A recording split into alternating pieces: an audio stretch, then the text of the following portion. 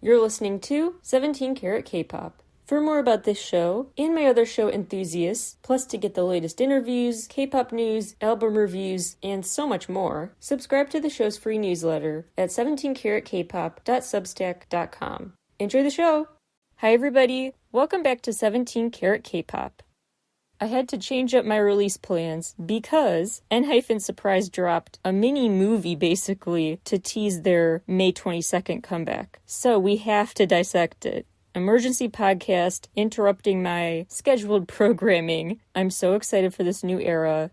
The full background I won't rehash again. I've done multiple ENHYPEN episodes about that, called ENHYPEN's Dual Worlds, Manifesto Day 1 Deep Dive, etc. But they continue to lean into this really interesting story, a layered one about vampires, werewolves, the supernatural with very human instincts, philosophy, psychology, mythology. The lore is deep. So let's take a closer look at my working theories about what this teaser is really all about. Let's dive in and stay tuned. I'll answer more of your questions, tie up loose ends and stuff about this story when the full comeback happens. But I could not wait until then to talk about this teaser. It's called Dark Blood.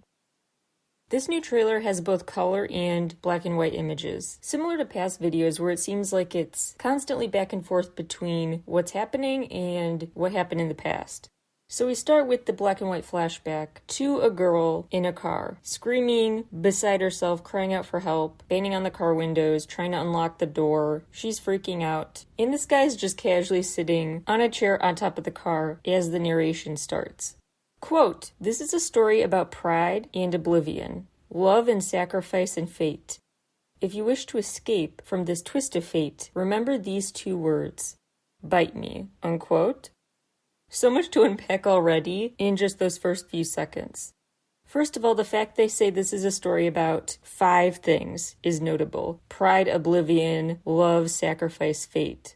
In the ENHYPEN Manifesto Day 1 album deep dive episode of 17 Carat K-Pop, I talked about the 5 stones that center the story of David and Goliath, which heavily inspired that Manifesto ENHYPEN release. 5 main stones, 5 main symbols. Also notable is that this girl is the main girl, the same one I believe we've seen the whole time. In the present day and flashbacks, the one who poured the magical elixir of blood out in the Drunk Dazed video, and then showed up the next morning, but no one answered when she knocked. She's been the main character elsewhere, and now seemingly getting kidnapped with this guy who's not a member of the band, some random new character going somewhere with her. But was that really a flashback, or just a nightmare? Because Hisu suddenly sits up, like he just got jolted out of a nightmare. That notably is in color. So the flashback or dream sequence with the girl who's presumably kidnapped and narrating the stakes of this, the 5 main traits to consider, that's black and white, Hisun in color. Other black and white scenes throughout the video include Sunhoon with his vampire cape, these intense sword fighting scenes that have major Twilight vibes, the members standing together in a city in ruins, riding a horse dramatically with that Dracula-type cape billowing behind him, and the girl smiling, laughing on a swing set in a flashback. So she's appearing in flashbacks, as well as the sword fighting scene, the horse riding, the vampire cape. The big cinematic drama is part of the black and white scenes. But some of that is in the color scenes too, which are presumably present day. Including Hisun, then there is a scene with the group sitting, the ENHYPEN members sitting, in a circle, with 6 chairs, 6 members present. Very notable because there are 7 group members, only 6 here. But all 7 are back together in that black and white scene from a flashback, presumably, with the city in ruins. And now they're kind of dissecting what happened back then, and only 6 of them are there. Notably also, only 6 were there in the party, the aftermath of the party in Drunk Dazed. In that video the next morning, Sunhoon left alone in that room that rained blood the night before. The others are in the room with the remnants of a party scattered that girl does try to enter and knock, but no one answers. In the flashbacks, when they sat together in a circle, in an early video in their story, all 7 sat together. Now only 6 around this circle of chairs. And while they're there, they kind of do a secret handshake of sorts, like some sort of mysterious ritual. The action scenes keep coming. The first one is actually in color. It follows this torrent of bats that pass by, this big confrontation, while the main character, the main female character, sits on the horse. So yeah, she's part of the present day videos too. For a minute, there's an image of one of the band members standing upside down, like he's standing on the ceiling, which looks like a tornado went through it, totally wrecked, like it's halfway through construction, but seemingly it was demolished. Very similar to the very rundown, torn up building in Given Taken. Now that scene's in color, so it's not a flashback to the night of the disaster. Sunhoon continues to be this main character trying to cheer up this girl. In the present day, she's very distraught still and trying to kind of laugh so she doesn't cry. It's very forceful, her trying to pretend everything's okay as she tries to laugh with his funny faces, the way he does kind of mime jokes like he's stuck in a box, which is very funny and has dual meaning probably just coincidentally with ENHYPEN's whole 20 Cube era where they themselves were literally in a box. And saying about being the puppets, now he's doing shadow puppets for her. Nikki continues to have a weird role in this story because his main thing in the first era was, look at me, I'm levitating a few feet. Now it's, look at me, I'm dramatically lying in the middle of the road by the motorcycle. So model poses are his thing, I guess, still. There's what seems like a random close-up shot, but if you think about it, it's actually a little less random. There's a moment where we see a ton of opened, empty cans of sliced pineapple, or some sliced fruit. What the heck is that about? Well, I don't really know for sure, but I do know it's kind of a callback to the Pass the Mic video. The teasers for that era included crushed soda cans. The dented cans are, I guess, a symbol again. That's the strongest guess I've got for the purpose. This main female character, she gets a nosebleed following a fight scene in the present day, which started off the whole story when Jun-won got one at the start of Given Taken. The nosebleed is very significant to the story. The next fight is Sunhoon alone versus Jae, Jake, and Sunwoo. Jake and Sunwoo just sort of pop up behind Jae to provide quick backup or intimidate Sunhoon at the last second. But Jae is the main foe here. The girl runs up to Jae after the others have left, still looking very devastated. This whole video she seems like in a state of grief and shock and pain that she doesn't know how to process. She's very beside herself. She continues to be that when she sees Jae, and she's kind of freaked out because he looks frozen in time. Like he's petrified, like the life is out of him. He's stoic, like a statue, so she bites him. Yeah, every time you're sucked into the action and kind of forget the fact they're vampires, that element comes back to the story and someone bites someone. The domino effect afterwards is interesting because they don't actually show the girl biting the guys who are with Jae, but they collapse on the snow. So on the snowy ground, right after she bites Jae, his two backup fighters collapse just like him. So you can infer they too were bitten by her, or that they have power that is at a level linked to each other's. So if one falls, the others fall. If one gets weak, so do the others. I think it's the former, not the latter, but up to your interpretation. Sunhoon wants her to bite him too, but she doesn't. At least the camera doesn't show it. So when they crouch down and are holding each other, dramatic K-drama style, by the lake, he dissolves into black dust, fragments that float away. The final words in the video, quote, "You are the sun that lifted my darkness. Even if I were to be burnt by that light, I will wait for you all eternity," unquote. Let's roll the tape backwards ourselves to see certain details in previous videos that seem suddenly super significant in hindsight. In Given Taken, not only was there that falling apart building, the bats and vampires and fangs, blood, the word fate was key, put in blood on the wall behind Sunhoon, but also Jae and Jake face each other. In that video, they are conferring with each other. So their characters are partners in crime, even back then. That seems to be hinted at. Jun-won, the one who got the first nosebleed, is the one trapped away from the others in the flashback. So when the others are inside, he is hands pressed to the window, staring at them from the outside, no way to get in. Heesoon, the one who may be kind of hallucinating or dreaming, or maybe he just sees the future, is the one in that video who eats a berry and has a severe reaction like he just transformed into some supernatural being just through that. In the Drunk Dazed video, Jun-won plays a key role seemingly in bridging the past and present. Because he's trapped in the past, he's the one with the nosebleed, and he carries that meaning into the present, teleporting to blow out the birthday candles in the present, just like he does in a flashback as well, in the same video. So Sun-hoon is the one in the bloody room alone. Sun-woo is the one who pours the drink into the bloody fountain to really make it overflow that triggered it raining blood all over him. Sun-woo seems at odds with Sun-hoon. They're all basically against Sun-hoon, who the main female character seems to be drawn to the most.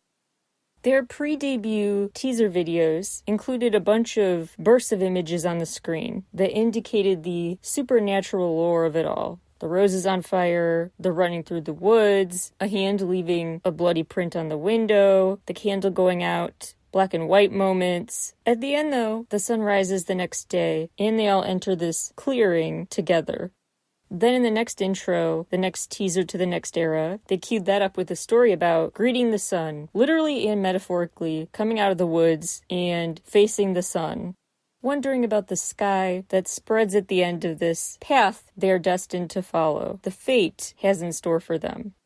Recall how they ended the brand new teaser, "You are the sun that lifted my darkness. Even if I were to be burnt, I'll wait for you for all eternity." They will do what it takes, wait as long as they have to feel like they can prove to themselves the sun did rise another day. The problem with lots of sunshine, lots of potential for shadows, symbolically and literally. So with outro Cross the Line, they sing about crossing the line when the shadows fall at night. They say their days are like a flipped carnival, life is mixed with death. If I wake up from dreamless sleep, may tomorrow begin like a dream. So they're hinting maybe this is not really happening in their waking world. That thought continues, setting the scene with intro, The Invitation. They talk about a light actually blinding and deceiving them. And this land of rebel powers, they're beating on the door of the flipped world brought by fate. The festival of blood, where time harmonizes, laughs and screams. They're in a world that confuses them because of all the contradictions. Remember, their main thing, up until the Pass the Mic era, was hyphenated titles for the seemingly binary choices. Given or taken, tamed or dashed, blessed or cursed.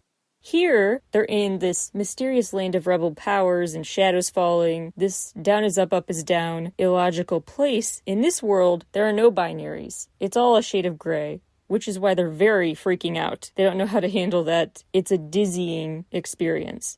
They used to see the light as clarity, then they enter into a chapter where they saw it as an issue, an obstacle because it was not working with them, but tricking them, confusing them. And even more worlds add to their confusion when they sing about the wormhole and multiple dimensions waiting for them. Tame Dash featured monologues about this magical island they traveled to, where you can take whatever you want, but nothing is free. They say the most precious things might be the things you have to give away, which may refer to this loved one. In order to get the treasure, we've either got to get through a brooding monster or a swirling tornado. I think they chose the tornado, but realized they wouldn't get a choice and have to face both. Just my thought.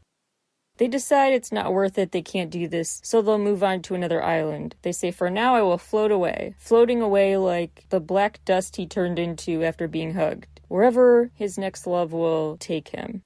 Also notable here, at this part of the story they use both past and present tense. They switch verbiage, which reminds you this is not necessarily a chronological story as you thought. Newly relevant, quotes about the shadow in Foreshadow. I realized that moment, that infinitely deep well of a shadow, was the foreshadowing of things to come. Ushering the approaching rainstorm and typhoon is the fate of the person who sees it first. I chase after the shadow, run toward the new world I'll find at the end. Till then, even though the world, shrouded in the shadow, might be cold, painful, and a little lonely, I'll be the first to sprint ahead, because the one true ending, that splendid future, waits for us, unquote. Recall in the Fever video, this black smoke followed them. The black smoke was key there too. They tried to cling onto this doorway into a different world, but the black smoke pulled them like clutches down into this seemingly endless hole. Those shadows, those dark forces, keep following them. In the N-hyphen episode I did called N-hyphen's Dual Worlds, I talked about the main mythological creatures they invoke in their story. Odysseus, Charybdis, Scylla. That last one is the one Odysseus chooses to face. And that is the most daunting of the 3 teaser videos. The Odysseus one, chill premise, just hanging out on the beach. Charybdis video, that was just a chill hangout session playing soccer. The Scylla one, all the symbols of wealth, riches that have secret costs if you take them, indulgences, vices, and candles, blurriness, blurred memories, that hazy, dangerous dream world, that's affiliated with that last video. So they chose to take the path full of the most vices, similar to what Odysseus took. He decided to take his chances. That seems to be why they keep getting into these situations, because they think they can do these things, and they seem to be emboldened. So first they timidly entered a new world, even though they thought the sun was not the guiding light it once represented to them. But they've not just embraced the unknown, but may have gone to the wrong extreme, and now are like, I guess we're in lawless territory, let's go wild. So in Blessed Cursed, they set fire to the school halls, there's an explosion. They sing about the luxury draped on them, the curse that's like a medal, no pain, no gain, liar beyond that light. They're out for revenge and feel kind of invincible now. The Future Perfect Pass the Mic video kind of goes with that too. When they sing about, this is day one, give me the mic, we are going to shout our future together. They even use the word myth. They say, you helped stoke my myth with your hater energy. Jake previously said the past albums focused on their time on that metaphorical border, and that now they're going to start talking about the feelings they still need to process from that crazy time on the border.